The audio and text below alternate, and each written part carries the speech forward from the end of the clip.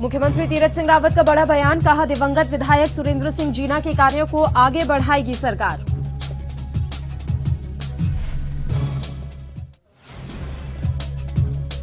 Corona का कहर कैलाश मानसरोवर यात्रा पर भी पड़ा, यात्रा का संचालन हुआ रद्द, लाखों के राजस्व का हुआ घाटा।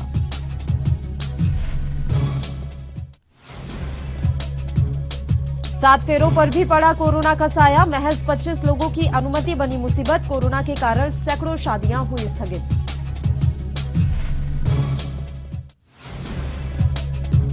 और उत्तराखंड में कोरोना की रफ्तार हुई तेज, 24 घंटे में 5,606 नए संक्रमित आए सामने, 71 लोगों की मौत, 2,935 मरीज ठीक हुए।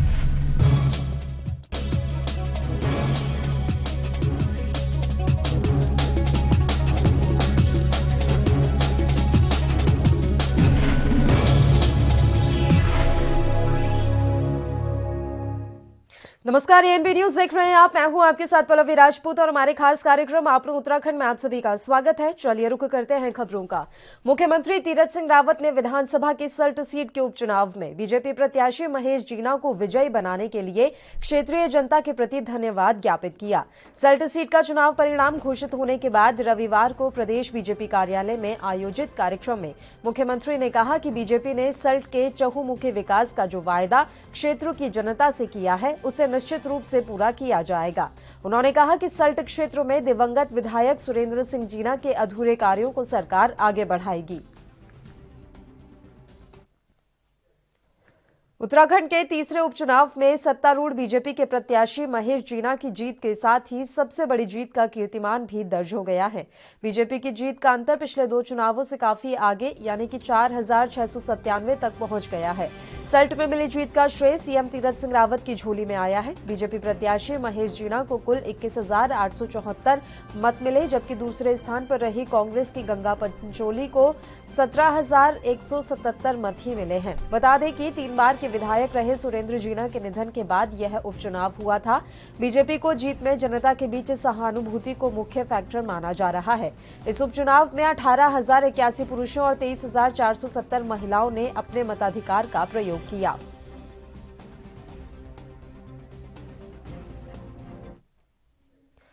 उधर उत्तराखंड में कोरोना संक्रमण बढ़ने के साथ ही राज्य सरकार की तरफ से किए जा रहे प्रयासों और सुविधाओं में की जा रही बढ़ोतरी को लेकर रविवार को स्वास्थ्य सचिव अमित नेगी ने मीडिया से बातचीत की। इस दौरान संक्रमण को लेकर स्वास्थ्य सुविधाओं की मौजूदा स्थिति से भी अवगत कराया।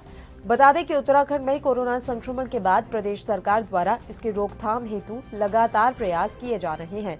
उन्होंने कहा कि 1 अप्रैल 2020 को प्रदेश में 216 आईसीयू बेड थे, तो 1 अप्रैल 2021 को 836 आईसीयू बेड थे, लेकिन वर्तमान में आईसीयू बेड की संख्या 1,336 हो गई है। पिछले एक महीने में करीब 500 आईसीयू बेड बढ़ाए गए हैं।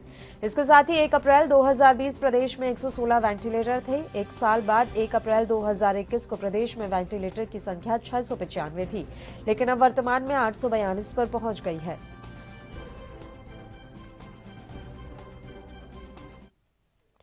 उत्तराखंड के रुड़की के भगवानपुर विधानसभा के गांव रायपुर में लोगों को परेशानी का सामना करना पड़ रहा है। दरअसल ग्रामीणों का कहना है कि गांव के पास कूड़े का ढेर मौजूद है, जिसके चलते नाली का पानी गांव में भर जाता है और गांव की गलियों में पानी भरे रहने से बीमारियां पैदा होती हैं। इसके साथ ही उन्होंने बताया कि आवाजाही में बहुत परेशानी होती है। भगवानपुर एडीओ पंचायत दिनेश चंद्र सेमवाल का कहना है कि इस मामले पर कार्रवाई की जाएगी। ये बहुत दिन से पानी भरा हुआ है, पानी की कोई निकासी नहीं है, ना जोड़ का कोई समाधान है। और हमारा घर है जी, आने जाने में इतनी दिक्कत है कि हमको पता है। कम से कम 4 महीने से ऐसे ही हो रहा जी है। तो जी करिए हो कि हम लोग तो वैसे भी बाहर के हैं ना, यहाँ से मकान बना रखा है यहाँ पर कि, लेकिन नाला बनना पता नहीं कब तक बना, कोई समाधान। नाला बनने के बाद ही पानी तो रहेगा ना, क्योंकि गहरा हो रहा है ना यहाँ से, इसके लिए दिक्कत है जी। बोला उनको जोड़ के सफाई करे, तब भी कुछ नहीं हुआ है। देखो आपके सामने है, पूरा देख लो। ना जी हमारे इधर तो नहीं रखे गए, ना कूड़ेदान के डब्बे रखे गए, ना वो सफाई करने वाले जो आते हैं ना, वो कभी हमने देखे नहीं इधर। आज तक हमारे यहाँ कूड़ेदान की कोई व्यवस्था नहीं हुई है। कोई भी प्रधान बना, कभी किसी ने कोई व्यवस्था नहीं की। इसलिए रोड के किनारे सभी के कूड़े रोड के किनारे डलते हैं। आज पूरे गांव का कूड़ा यहीं डल रहा है। कूड़े से वो तालाब बंट गया, तालाब बांट कर लोगों ने मकान बना लिए। दरअसल ये जो है, जो बड़े कूड़ादान हैं वो सजल विभाग के द्वारा जो धनराशि ग्राम पंचायत को प्राप्त हुई थी उसके अंतर्गत DPR में रखा होगा, पर लेकिन अब मेरे संज्ञान में तो ये आज ही आया है, तो मैं इसे जो है तुरंत आज ही जाके देखूंगा और ग्राम पंचायत विकास कार्य को बुला कर पूरी वस्तुस्थिति से मालूम करूंगा कि इसमें किस ढंग का कार्य किया गया था सजल के द्वारा और इसमें कितना। ये सजल विभाग का कार्य था। सजल विभाग ही जो है गांव में स्वच्छता संबंधी कार्य करते हैं और पंचायत राज विभाग का इसमें ये दायित्व है कि जो ग्राम पंचायत की स्वच्छता समिति है उसके अंतर्गत गाँव में जो है स्वच्छता कार्यक्रम होना है, जिसमें जो है 2017 के जो है अधिनियम स्वच्छता संबंधी तालाब का तो ये मनरेगा के अंतर्गत बनते हैं। कोरोना संक्रमित भांजे को देखने पहुंचे कोविड प्रभारी मंत्री डॉक्टर हरक सिंह रावत तो ऑक्सीमीटर के गलत रीडिंग दिखाने पर भड़क गए। दरअसल अपनी भांजी के हालचाल पूछने के दौरान उन्होंने ऑक्सीजन स्तर मापने को कहा तो ऑक्सीजन स्तर 78 आया। रीडिंग पर विश्वास न होने पर उन्होंने स्वयं के पास उपलब्ध ऑक्सीमीटर से चेक किया तो ऑक्सीजन स्तर 95 आया। गलत रीडिंग देने वाले ऑक्सीमीटर बाजार से 1700 रुपए में खरीदा गया था, जो वास्तविक कीमत से अधिक राशि में खरीदा गया था। बता दें कि इन दिनों कोरोना संक्रमण के प्रसार को देखते हुए ऑक्सीमीटर व सैनिटाइजर समेत अन्य वस्तुओं के दाम बढ़ गए हैं।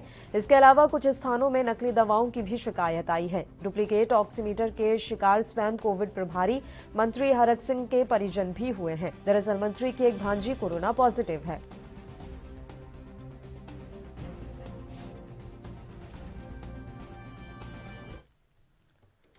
वरिष्ठ पुलिस अधीक्षक जनपद हरिद्वार द्वारा नशे के विरुद्ध अभियान चलाया गया। इस अभियान के जरिए पुलिस अधीक्षक नगर क्षेत्राधिकारी बहादुराबाद महोदय के पर्यवेक्षण में थाना अध्यक्ष बहादुराबाद के नेतृत्व में अवैध मादक पदार्थों की तस्करी पर कार्रवाई की गई।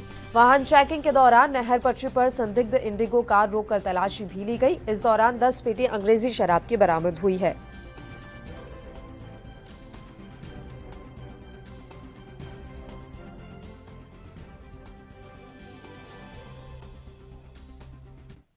और उत्तराखंड के स्वास्थ्य सचिव अमित नेगी क्या कुछ कह रहे हैं, आइए आपको सुनाते हैं। डेली आपको बुलेटिन दे रहे हैं कि हमारे कल शाम को करीब 5000 से ऊपर 5600 के आसपास केसेस आए।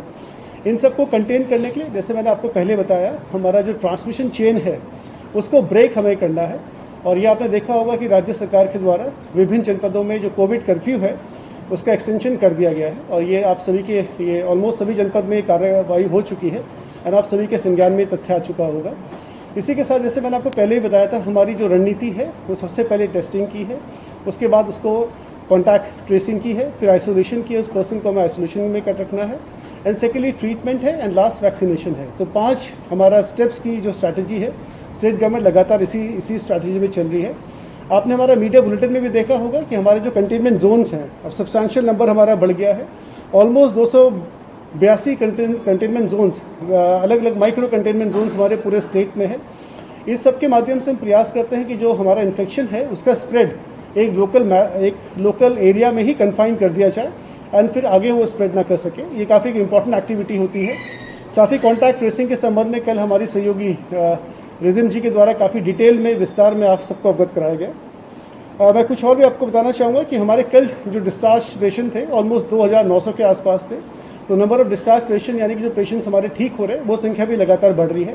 हालांकि हमारे अभी जैसे मैंने पहले बताया 5000 केसेस है, तो हमारे साथ अभी गैप है उन दोनों के बीच में, लेकिन हम लोग लगातार प्रयास कर रहे हैं कि हमारे ज़्यादा से ज़्यादा लोग जल्दी ठीक होकर अपने घर में जाएं। एंड आपके नॉलेज में ये भी है कि हमारे 90% जो लोग हैं वो होम आइसोलेशन में ही रहते हैं, उनको भी लगातार स्टेट गवर्नमेंट के द्वारा, जैसे कल रिदिम जी के द्वारा बताया गया, हम लगातार सतत निगरानी रख रहे हैं उनके स्वास्थ्य पे। इसके बाद मैं आपको बताना चाहूँगा कि हमारा जो 104 का कंट्रोल रूम है, इस पर हम लोग ऑलमोस्ट करीब 1500 से लेकर 2000 तक हमारी डिफरेंट तरह की कॉल्स आ रही है, जिसमें हमारी व्हाट्सएप कॉल्स भी है प्लस हमारी लैंडलाइन कॉल्स भी है। और एक बहुत ही महत्वपूर्ण स्टेप जो राज्य सरकार के द्वारा लिया गया था वो ई संजीवनी के बारे में था, जिसके बारे में मेरे द्वारा कल भी आपको बताया गया। हम लोगों ने कई सारे डॉक्टर्स को अपने 104 के कंट्रोल रूम में प्लस अलग अलग स्थानों पर हमने डॉक्टर्स को एक हब एंड स्पोक मॉडल के रूप में हम लोग वर्क कर रहे हैं, जिससे कोई भी व्यक्ति ई संजीवनी का जो हमारा एप्लीकेशन है उसके माध्यम से चिकित्सा परामर्श कहीं से भी ले सकता है। इससे हमारे रिमोटेस्ट एरिया में रहने वाले लोगों को काफ़ी लाभ होगा। साथ ही साथ कोविड के दौरान अनावश्यक घर से बाहर निकलने की जो हमारी अनावश्यक किसी को घर से बाहर नहीं निकलना पड़ेगा और काफ़ी सहूलियत भी हमारे लोगों को रहेगी। इसके बाद कल आपके द्वारा एक वैक्सीनेशन के बारे में आपने सवाल पूछा था, तो मैं बताना चाहूँगा भारत सरकार का, ऐसे मैंने कल भी कहा था कि ऑलमोस्ट हमारे पास लगातार वैक्सीन हमारी रिक्वेस्ट पे आती है। ऑलमोस्ट 2 लाख डोसेज हमारी आज पहुँच रही है। ये गवर्नमेंट ऑफ इंडिया के द्वारा हमें कन्फर्म किया गया है, जो हमने लगातार उनसे रिक्वेस्ट करते हैं। इसी के साथ साथ करीब 1,20,000 डोसेज हमारी शायद कल और पहुँचेंगी। तो हमारे पास लगातार गवर्नमेंट ऑफ इंडिया पे जैसे हम रिक्वेस्ट करते हैं 45+ के लिए, immediately government of India Bharat सरकार के द्वारा वैक्सीन स्टेट को आवंटित होती है और हमारा जो वैक्सीनेशन प्रोग्राम है लगातार सतत रूप से चल रहा है। नेक्स्ट मैं आपको बताना चाहूँगा कि हमारे पास नोडल ऑफिसर्स के रूप में, जैसे आपके संज्ञान में होगा, होम आइसोलेशन को देखने के लिए कल जैसे रिदिम जी की तरह बताया गया पूरी कार्रवाई कर रहे हैं। इसी प्रकार होम आइसोलेशन को ग्रामों, जो हमारे गाँव हैं, वहाँ पर देखने के लिए हमारे नोडल ऑफिसर के रूप में हमारे सचिव पंचायती राज श्री सेमवाल जी काम कर रहे हैं। उन्होंने अपने डिपार्टमेंट की टीम भी लगा रखी है। साथ ही साथ उनके द्वारा ये भी कार्य किया जा रहा है कि जितने भी हमारे सम्मानित प्रधानगण हैं उनको भी व्हाट्सएप एंड मैसेज उनको दिया जा रहा है कि उनके गांव में कौन से लोग बाहर से आके उनके गांव में ठहर रहे हैं। ये इसलिए किया जा रहा है ताकि माननीय प्रधान जी के संज्ञान में रहे कि इस प्रकार के लोग बाहर आ रहे हैं और उनको यदि गाँव में उन पर जो भी गतिविधियाँ निगरानी इत्यादि रखनी है तो माननीय प्रधान जी उस कार्य को कर सके। साथ ही साथ आपने आज एक आदेश भी देखा होगा शासन का, जिसमें हमने हमारे युवा कल्याण के जो हमारे डायरेक्टर हैं उनको भी हमने इस कार्य में श्री सेमवाल जी के साथ लगाया है। और शासन का इसमें करने का तात्पर्य ये है कि हमारे जितने युवक मंगल दल और महिला मंगल दल हैं, जिनकी काफ़ी बड़ी संख्या में हमारे राज्य में है, उनको भी प्रोएक्टिवली हम लोग अपने कार्य में इन्वॉल्व कर सकें और उनके माध्यम से भी हम लोग लगातार एक सतत निगरानी जो हमारे होम आइसोलेशन में लोग हैं ग्रामीण क्षेत्रों में, उन पर लगातार रख सकें। इसके साथ आपने ये भी देखा होगा कि हमने कल कुछ दिनों पहले, करीब 2 दिन पहले, हमारा एक प्लाज्मा डोनेशन का भी हमने व्हाट्सएप एक एप्लीकेशन स्टार्ट किया है और ये एप्लीकेशन अपने सारे हमारे मीडिया के बंधुओं के माध्यम से भी सभी जगह व्यापक प्रचार प्रसार करने का प्रयास किया गया है। इसके माध्यम से हम लोग जितने भी लोग जिनको ऑलरेडी जो कोविड से ठीक हो चुके हैं, हमने करीब 95,000 लोगों को ऑलरेडी व्हाट्सएप SMS भेज चुके हैं, जिसमें हमने उनसे अपील करी है कि आप अपना प्लाज्मा, आप चूँकि ठीक हो चुके हैं तो बाकी लोगों के लिए आप अपना प्लाज्मा डोनेट करिए।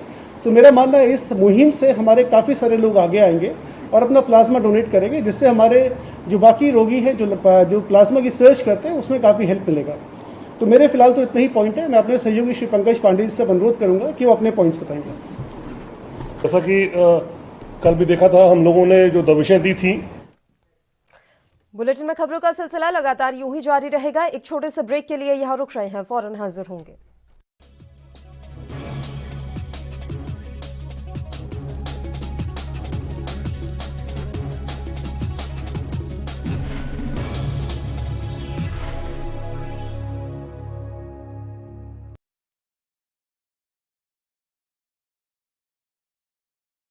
गुरु तेग बहादुर फतेह प्रतिष्ठान धन धन गुरु अर्जन साहब की शोभ प्राप्त, धन धन गुरु तेग बहादुर शोभ प्राप्त है, जिसका नाम गुरुद्वारा गुरु का बाग है।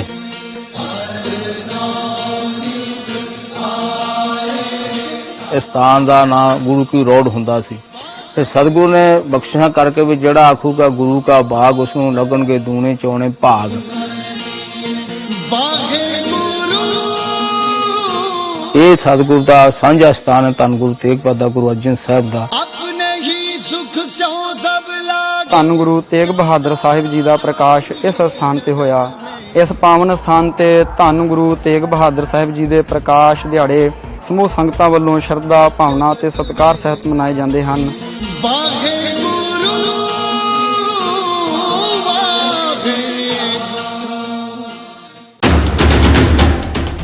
राष्ट्र धर्म रात 8 बजे सिर्फ ANB न्यूज पर। क्या आप दुबले पतले कमजोर हैं, आपकी सेहत नहीं बनती, भूख कम लगती है, वजन नहीं बढ़ता? दरअसल मेन बात खाना पीना खाना नहीं है, मेन बात है खाया पिया लगना। और अगर खाया पिया लगेगा ही नहीं तो सेहत बनेगी कैसे? इसलिए हमारी संस्था सन्यासी आयुर्वेदा ने एक ऐसी दवा बनाई है जो कि आपके पाचन तंत्र को, आपके लीवर सिस्टम को ठीक करने का काम करती है, ताकि आप जो भी खाएं उसका पूरे का पूरा निचोड़ आपके शरीर को लगे, आपकी भूख बढ़े, खाया पिया सही से लगे, नया खून बने, हड्डियों में जान आए, वजन बढ़े, ताकत बढ़े, चेहरे पर नूर आए और आप मोटे तगड़े खूबसूरत पर्सनैलिटी के मालिक बन जाएं। यह दवा पूरी तरह से आयुर्वेदिक होती है। इसका शरीर पर कोई भी साइड इफेक्ट, कोई भी नुकसान या दुष्प्रभाव नहीं होता। लड़के लड़कियां दोनों इसका इस्तेमाल कर सकते हैं और पहले 15 दिन के अंदर ही आपको इसका असर महसूस हो जाएगा। सिर्फ 650 रुपए की पूरे 1 महीने की दवा होती है और आप इसे घर बैठे 01145454545 पर फोन करके दवा मंगवा सकते हैं।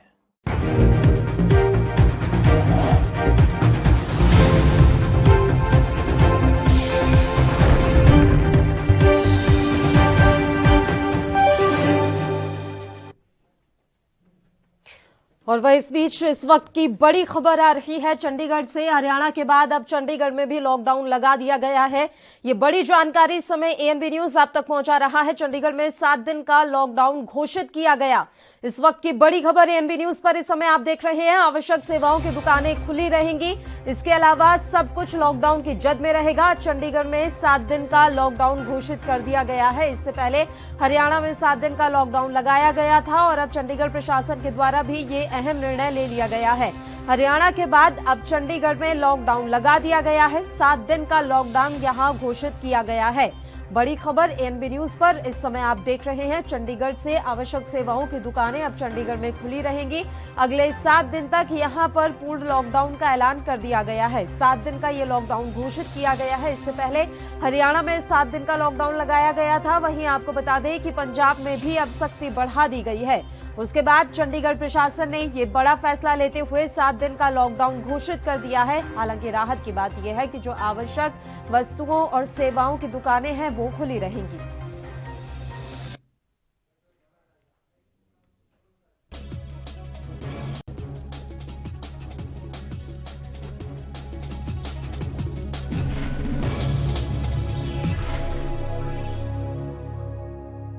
ब्रेक के बाद एक बार फिर से आप सभी का स्वागत है। बढ़ते हैं अगली खबर की ओर। कोरोना के बढ़ते काल में कोविड कर्फ्यू का सख्ती से पालन कराए जाने को लेकर अब प्रशासन भी कहीं ना कहीं सख्ती बरतता हुआ साफ तौर पर नजर आ रहा है। कोविड कर्फ्यू का सख्ती से पालन कराए जाने को लेकर आज पुलिस ने मुख्य चौराहे पर अभियान चलाते हुए अनावश्यक रूप से रोड पर घूमने वाले लोगों के चालान काटे हैं। इसके अलावा बेवजह आवाजाही करने वालों के खिलाफ कार्रवाई की।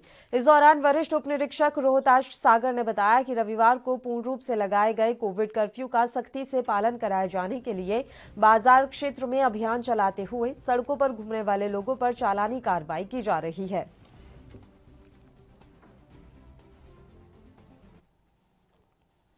कोरोना के दूसरे स्ट्रेन ने देश भर में कहर बरपाया हुआ है। भारत में हर दिन कोरोना मरीजों की संख्या लगातार बढ़ती जा रही है।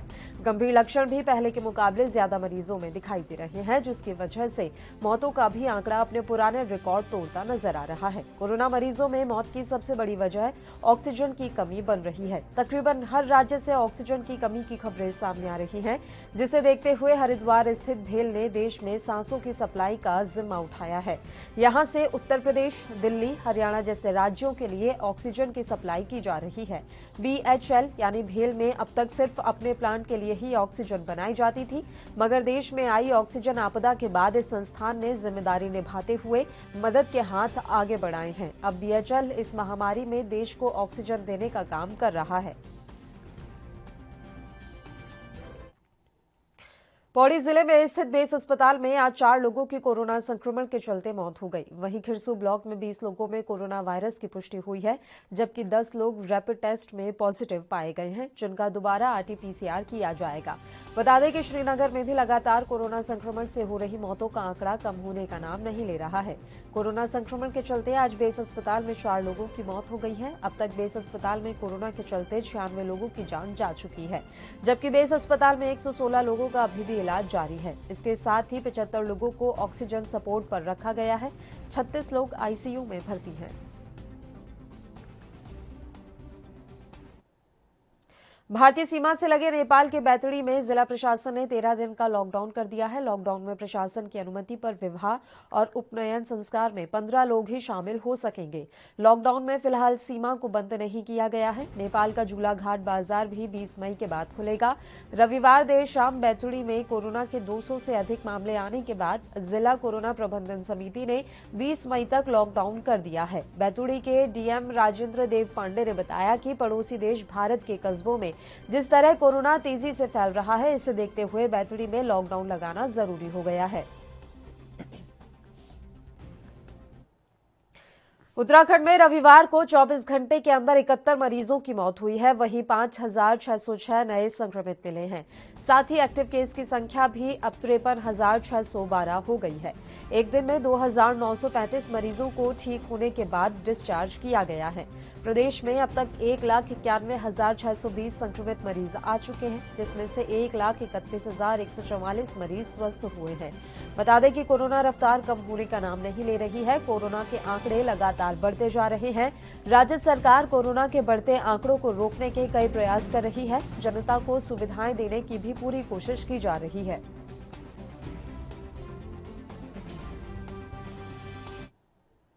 पहले ऑनलाइन शादी, अब दूल्हा दुल्हन के दरवाजे पर गाजे बाजे के साथ बारात ले जाकर सपनों की राजकुमारी को अपने साथ ले गया। यह फिल्मी दृश्य नहीं बल्कि तहसील के एक गांव में रविवार को कुछ ऐसा ही नजारा था। कोरोना संक्रमित होने पर लखनऊ के एक युवक ने करीब 9 दिन पूर्व जैती तहसील के कांडे गांव की युवती से ऑनलाइन शादी रचाई थी। रविवार को दूल्हा गाजे बाजे के साथ बारात लेकर कांडे गांव में पहुंचा और अग्नि को साक्षी मानकर 7 फेरे लिए। ऑनलाइन शादी होने के बाद बाबुल के घर में रह रही दुल्हन भी सपनों के राजकुमार के साथ विदा हुई। इस अनोखी शादी को देखने के लिए गांव के लोग भी पहुंचे थे। इस शादी की चर्चा क्षेत्र में हर किसी की जुबान पर है।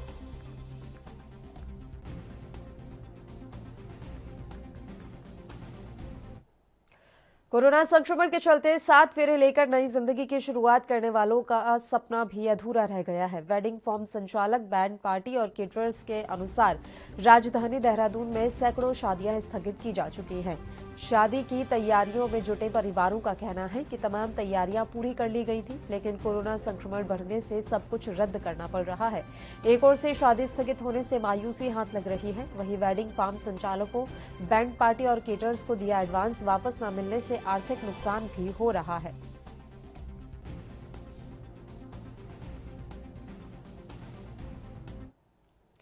कोरोना संक्रमण के चलते विश्व प्रसिद्ध कैलाश मानसरोवर यात्रा का संचालन इस साल भी रद्द हो गया है। पिछले साल भी कोरोना संक्रमण के कारण कैलाश मानसरोवर यात्रा को संचालित नहीं किया गया था। बता दें कि हर साल 15 जून को कैलाश मानसरोवर यात्रा शुरू होती है।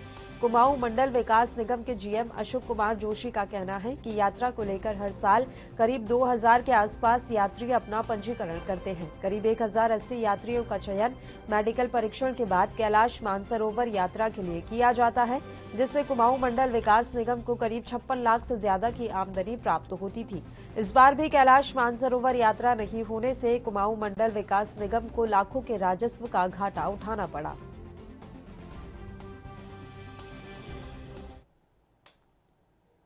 जल संस्थान के अधिशासी अभियंता संतोष उपाध्याय ने बताया कि झील के लेवल को मेंटेन करने के लिए 7 MLD पानी की सप्लाई की जा रही है, जबकि पूर्व में 8 MLD पानी से अनियमित रूप से पानी लोगों को दिया जाता था।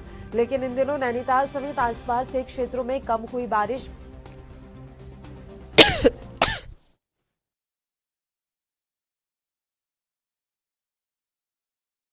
में कटौती की जा रही है, ताकि नैनीताल की झील का जलस्तर नियंत्रित रखा जा सके और लोगों को पेयजल की आपूर्ति नियमित रूप से हो सके।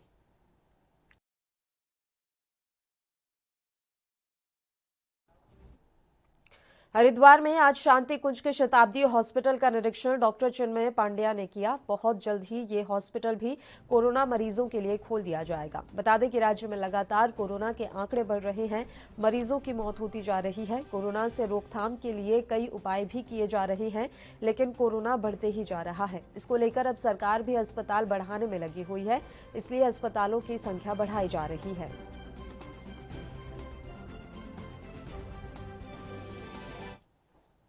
और इसी के साथ इस बुलेटिन में फिलहाल के लिए इतना ही। मुझे दीजिए इजाजत। नमस्कार।